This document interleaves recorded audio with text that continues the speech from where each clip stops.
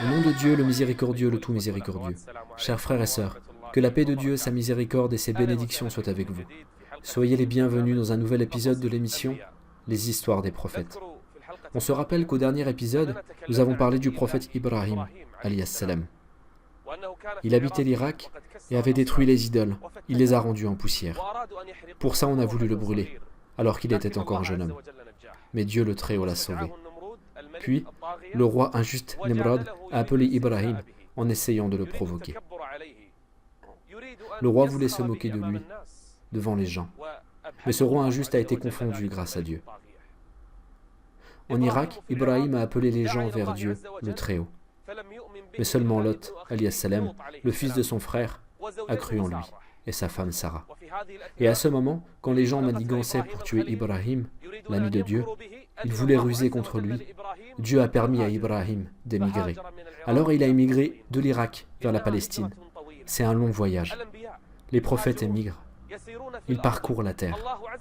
Dieu le Très-Haut a permis aux gens de la foi d'émigrer sur terre, pour Dieu.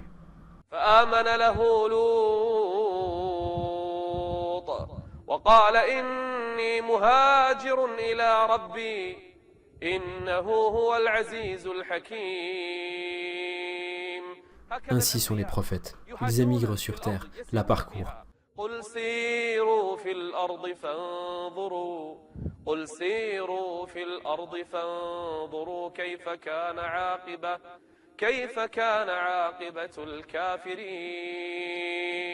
Ibrahim, alayhi salam, est parti avec Lot, alayhi salam, et avec Sarah.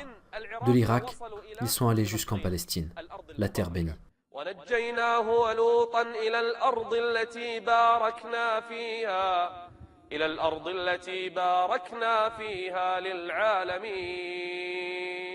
Ibrahim, alayhi salam, s'est installé avec sa femme en Palestine.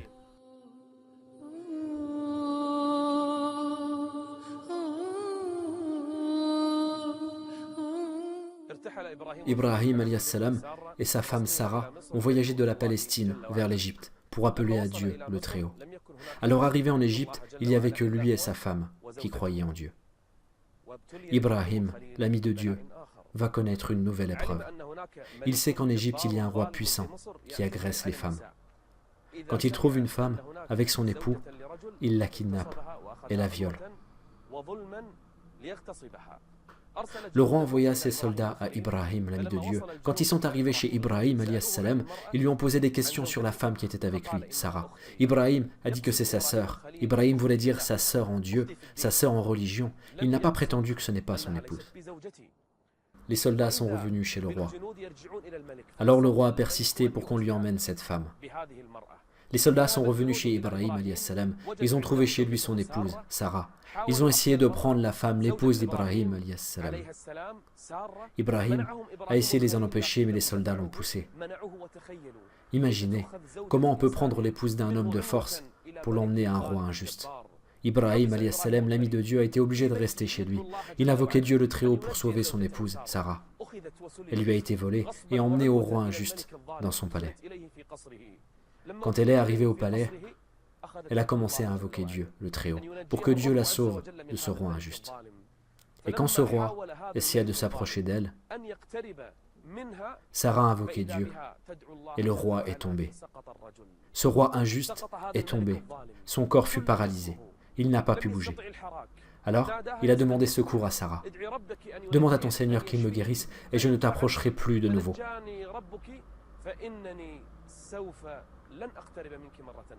Sarah a invoqué Dieu le Très-Haut, mais le roi n'a pas tenu parole. Il se leva pour essayer de nouveau de l'agresser. En s'approchant, Sarah a invoqué Dieu de nouveau.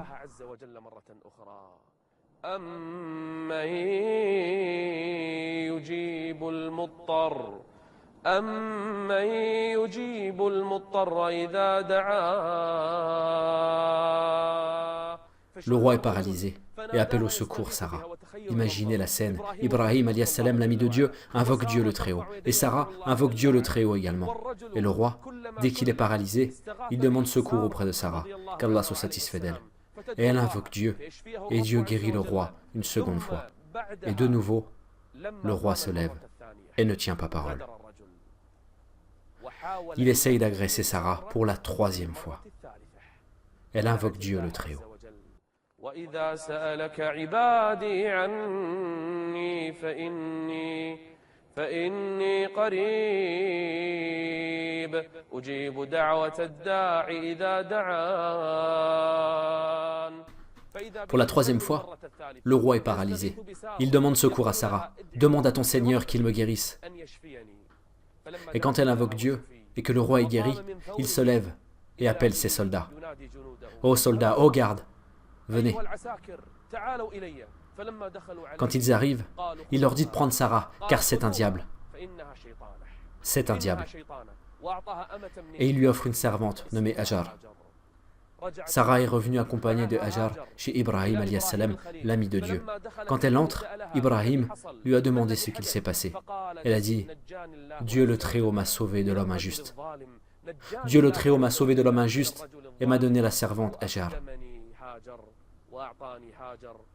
Alors Ibrahim, alayhi salam, Sarah et Hajar revinrent en Palestine une nouvelle fois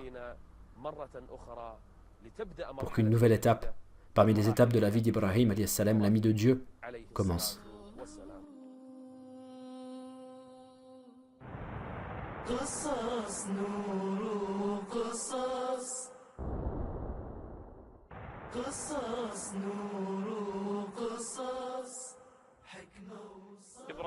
Ibrahim, alayhi salam, l'ami de Dieu, son épouse Sarah et Hajar revinrent de nouveau en Palestine.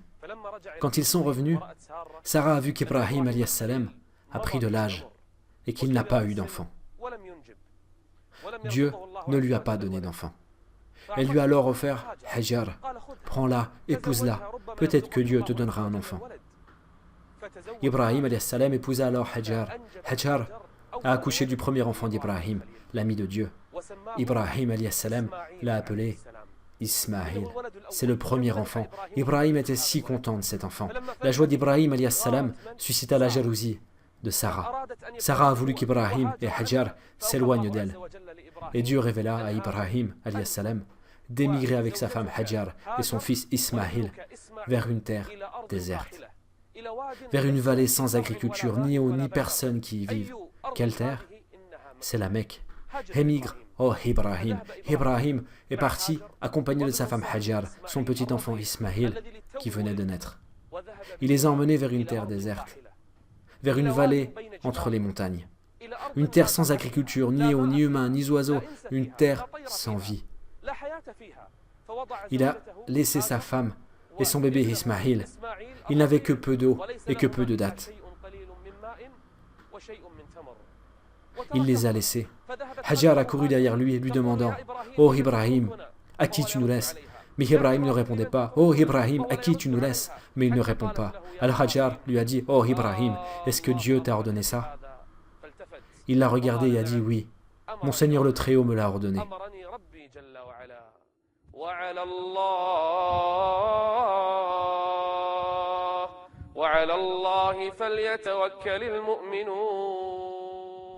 Hajar lui a dit alors vas-y, Dieu ne nous laissera pas tomber.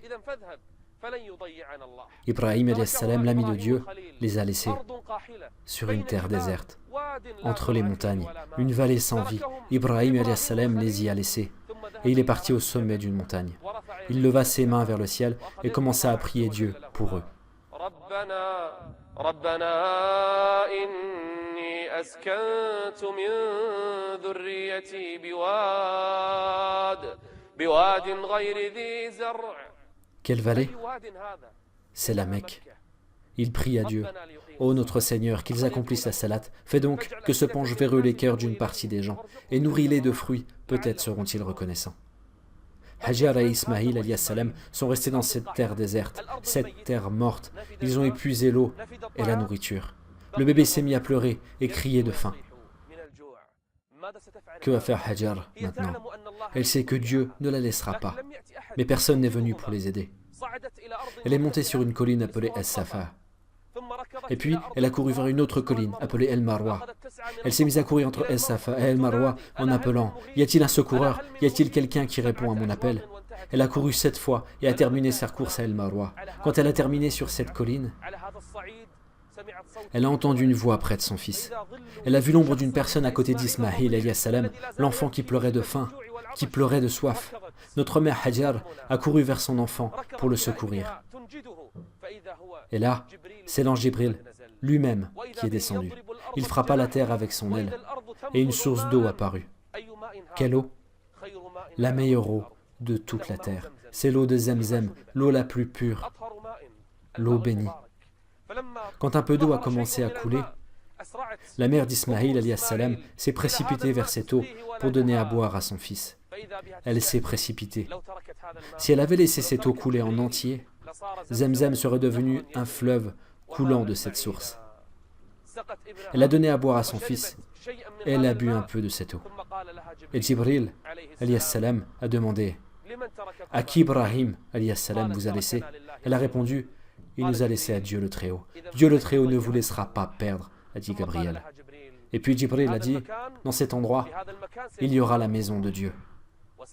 Et c'est cet enfant et son père qui vont la construire. » Puis Hajar et Ismaïl vécurent dans cette vallée.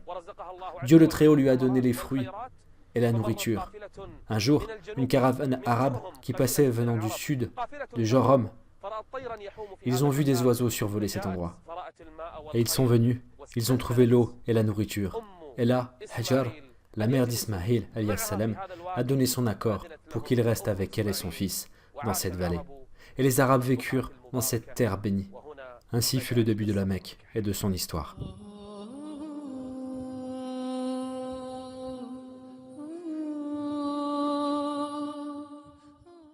Ibrahim, alayhi salam, l'ami de Dieu, alors qu'il vivait en Palestine, allait à la Mecque pour prendre des nouvelles de son enfant Ismaïl. Puis Ismaïl a eu l'âge d'accompagner son père Ibrahim. Ismaïl alayhi salam commence à jouer. Ibrahim aime beaucoup son fils. Il l'a eu à un âge très avancé. Alors quand Ismaïl a eu l'âge d'accompagner et d'aider son père Ibrahim et de jouer, Ibrahim alayhi salam a dit « Oh mon fils, Dieu le Très-Haut m'a ordonné. » Il t'a ordonné quoi, oh mon père? Dieu le Très-Haut m'a ordonné de te sacrifier pour lui. C'est un songe qu'Ibrahim alayhi salam a vu. Imaginez le commandement de Dieu à Ibrahim de sacrifier son fils, ce fils longtemps attendu. Et à cet âge d'Ismaïl, il commence à jouer et à l'accompagner. Il a dit « Dieu m'a ordonné de te sacrifier, oh mon fils. » Regarde la réaction du fils.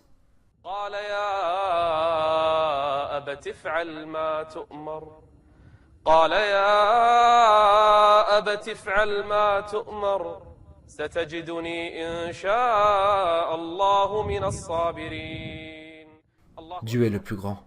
Quelle épreuve, quel test. Ce n'était pas juste des paroles, mais bien un fait réel. Le fils dit à son père, « Oh mon cher père, fais ce que Dieu le Très-Haut t'a commandé. » Et quand tous deux se firent soumis à l'ordre de Dieu,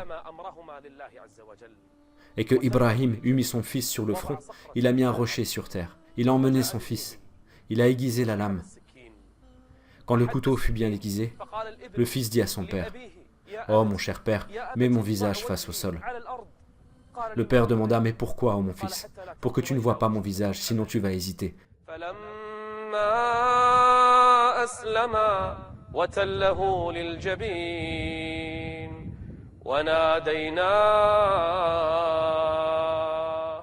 Ibrahim alayhi salam, l'ami de Dieu, passa le couteau sur la gorge de son fils. Mais le couteau n'a pas coupé.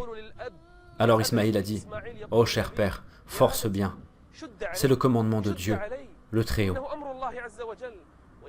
Ibrahim alayhi salam force, mais le couteau ne coupe pas.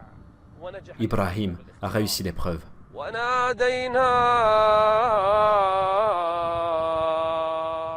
Ibrahim alayhi salam entend un appel. Il regarde au ciel. Qui m'appelle?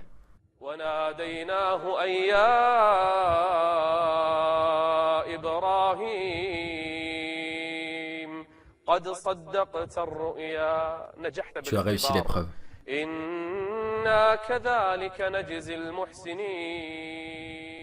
Qui pourrait se soumettre à un commandement pareil? Sauf Ibrahim alayhi salam, l'ami de Dieu. L'incroyable est que ce n'est pas seulement Ibrahim, mais le fils aussi qui s'est soumis, qui disait à son père: « Oh mon cher père, fais ce qui t'est commandé. » Car le fils a mis sa confiance en Dieu le Très-Haut. Il a dit: « Tu me trouveras, s'il plaît à Dieu, du nombre des endurants. » Et ils se sont soumis à Dieu. Ibrahim a réussi l'épreuve de Dieu. Il a regardé le ciel, et voilà un bélier qui descend du ciel.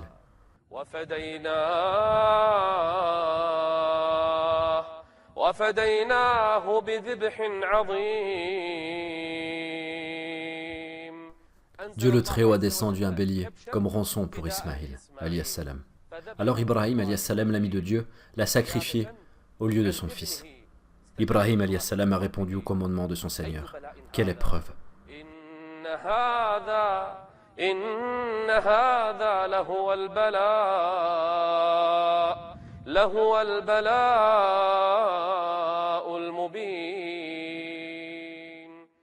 Ainsi, l'ami de Dieu, Ibrahim, alayhi salam, et son fils se sont soumis à Dieu le Très-Haut.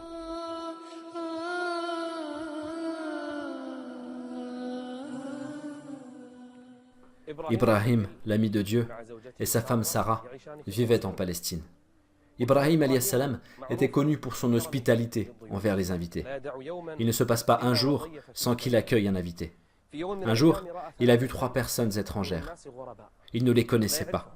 Des étrangers à la région de la Palestine. Il n'a pas remarqué sur eux l'air de voyageurs. Ibrahim, l'ami de Dieu, les a invités chez lui. Quand ils sont entrés, ils ont dit « Salam ». Il a répondu « Salam ». Ce sont des gens inconnus. Ibrahim alayhi salam n'a pas reconnu leur visage. Ils n'ont pas l'air de gens qui voyagent. Quand il les a invités, il alla discrètement à sa famille. Il prépara un veau gras, le cuisina, un veau bien charnu. Ensuite, il l'approcha d'eux, mais ils n'ont pas mis la main dessus. Si les invités ne mangent pas, c'est qu'il y a quelque chose.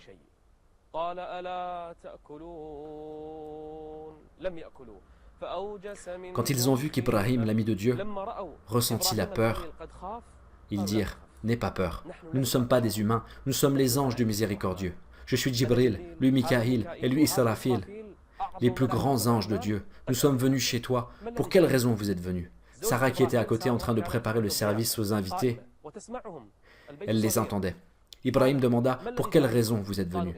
Ils dirent « Nous avons été envoyés vers le peuple de Lot pour détruire cette cité. » Sarah les entendit et elle fut contente, car Dieu le Très-Haut détruira le peuple injuste. Sarah à côté, elle rit.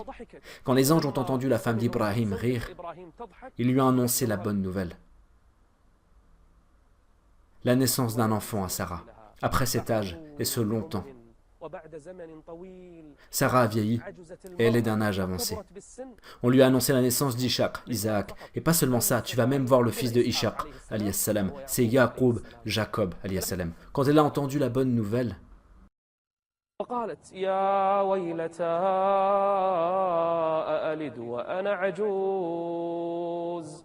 أألد وأنا عجوز وهذا بعلي شيخا إن هذا لشيء عجيب. les anges répondirent قالوا أتعجبين من أمر الله رحمة الله وبركاته عليكم أهل البيت إنه حميد مجيد. Ne sois pas étonné, c'est l'ordre de Dieu, le Très-Haut.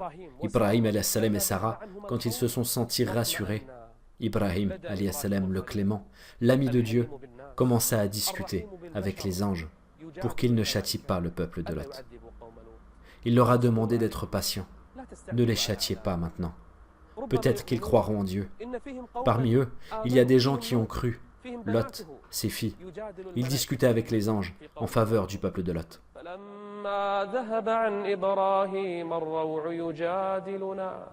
يجادلنا في قوم لوط إن إبراهيم لحليم أواه منيب.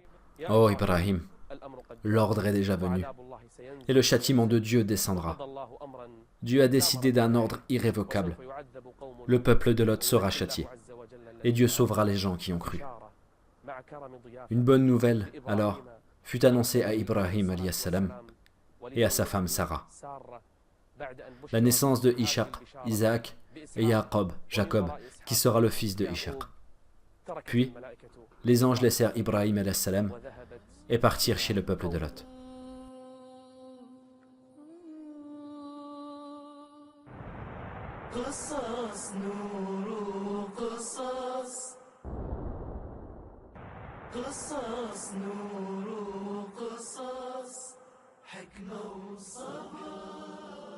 Ibrahim alayhi salam, l'ami de Dieu, passait parfois voir son fils Ismaïl et Hajar à la Mecque pour avoir de leurs nouvelles.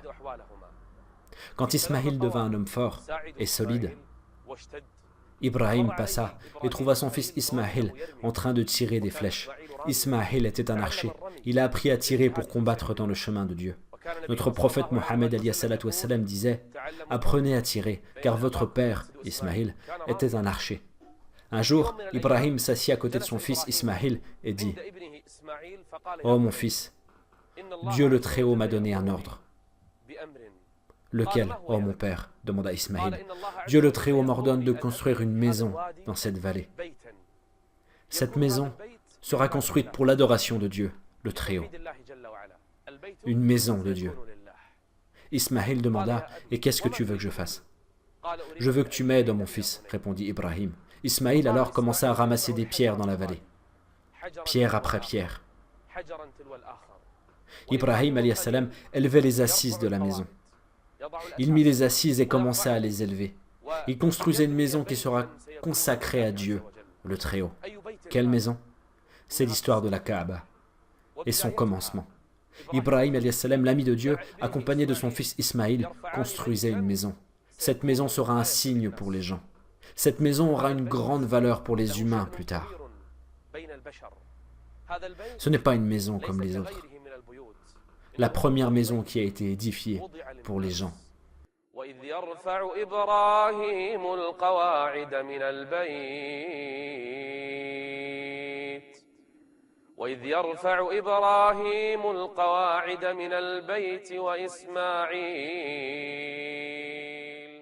Ils élevaient pierre après pierre, pierre après pierre, pour construire une maison qui ne ressemble pas à celle de nos jours. C'est une maison simple, faite de pierres, les unes sur les autres. Cette maison est le symbole autour duquel il faut tourner, pour qu'il soit un endroit de visite pour les gens de toute la terre. Cette maison aura une grande importance. Aujourd'hui, des millions de personnes viennent en pèlerin à cette maison, mais on ne sait pas son histoire. C'était juste une vallée, et il n'y avait même pas d'eau, aucune agriculture, aucune vie. Dieu y a fait sortir l'eau la plus pure. Puis, la plus majestueuse des maisons y fut construite.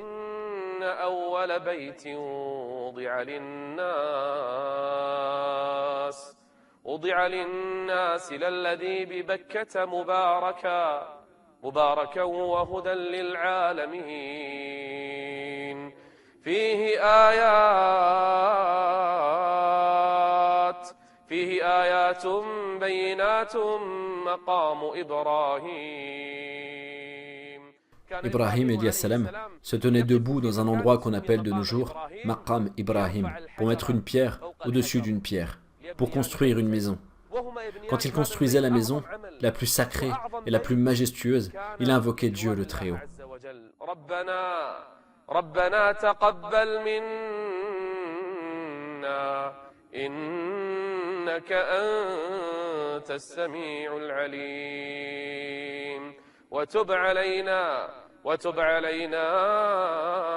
إنك أنت التواب الرحيم. Il demandait à Dieu qu'il accepte cette action. Quelle action? C'est la construction de la Kaaba. Et au moment où une seule pierre restait pour finir la construction, Ibrahim alayhi salam dit à son fils, « Oh mon fils, donne-moi une dernière pierre, que je la pose dans ce coin. » Dans un angle, il manquait une pierre. Il dit, « Oh mon fils, donne-moi une dernière pierre. » Ismaïl dit, « Je suis fatigué, oh mon cher père. » Alors Ibrahim a demandé à son fils de partir. Ismaïl s'est éloigné et là Jibril est venu. « Que veux-tu, oh Ibrahim ?» demanda Jibril. « Je veux une pierre pour la poser dans cet endroit, » répondit Ibrahim. Jibril dit, « Prends cette pierre, elle vient du paradis. » Ibrahim la posa. On l'a appelée la pierre noire. Elles étaient blanches, mais c'est noirci à cause des péchés des gens. La pierre est encore présente de nos jours, et la Kaaba en est témoin. Cette maison est témoin encore d'une histoire longue. Qu'est-ce que Ibrahim alayhi salam a fait après la construction de la maison? Et comment les gens sont venus en pèlerin à cette maison et tourné autour? Et c'est quoi l'histoire d'Ibrahim alayhi salam avec les oiseaux, les 4 oiseaux? Et que s'est-il passé avec ses 2 fils, Ismaïl et Ishaq? Où ont-ils vécu? Et comment ont-ils vécu? C'est le sujet de notre conversation, le prochain épisode avec la volonté de Dieu. Je vous laisse à Dieu le Très-Haut et que la paix et la miséricorde d'Allah et ses bénédictions soient avec vous. Salam alaikum, si cette vidéo vous a plu, pensez à cliquer sur le bouton j'aime, à laisser un commentaire et n'oubliez pas de vous abonner. A bientôt Inch'Allah. Salam alaikum.